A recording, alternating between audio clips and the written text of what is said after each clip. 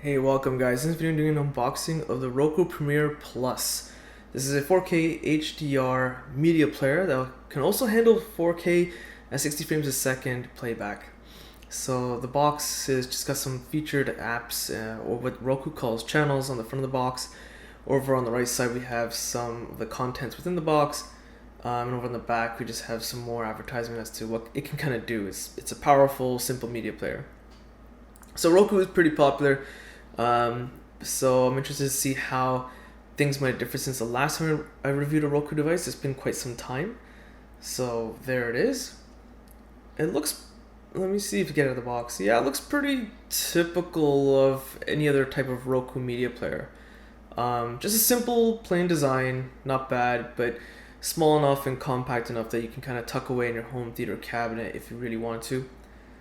And the sticky peel is really tough to get off. It keeps breaking off into tiny little pieces. It's not easy to get off as one whole piece. Really stuck on there too.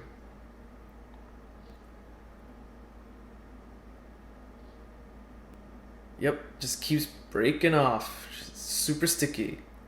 Really poor choice of material to use by Roku. Incredibly annoying. Okay, so there you have it. There's the device itself. Simple enough, right? Ports on the back, looks to be no buttons on it. See what we got else we have in the box going on. There's the documentation. So it looks like we have some ads in here as well. Most likely some free trials, it looks like. Okay, so the first one, let's go over this first. Alright, this looks to be a quick start guide. And based on what I'm seeing, looks incredibly simple and easy to set up. Okay. This looks like to be safety and warranty information.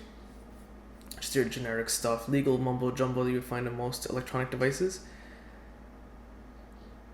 And some recommendations by Roku, but it's more of advertisements. I don't think they're actually recommending anything. They're being paid to show you this content and whatnot. A lot of free trial stuff in here.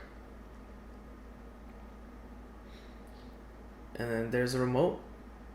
It feels alright, nothing special. It's just the groove at the back is kind of small. Just feels like whatever, you know, pretty typical media player remote. Headphone jack for private listening, and looks to be a volume rocker on the side. Move that over to the side. Still missing some batteries and cables though. Nothing under there. I actually go very thorough when I'm unboxing, so I just want to make sure I don't miss anything, right? And now I've made things kind of messy. Struggling here a bit. Okay, there's the rest of the material. Oh, so it looks like they provide in-ear headphones in the box. Pretty neat. And there's the power adapter. I'm glad that it's a small size. Fits, it only takes up one slot on most power bars, which is nice.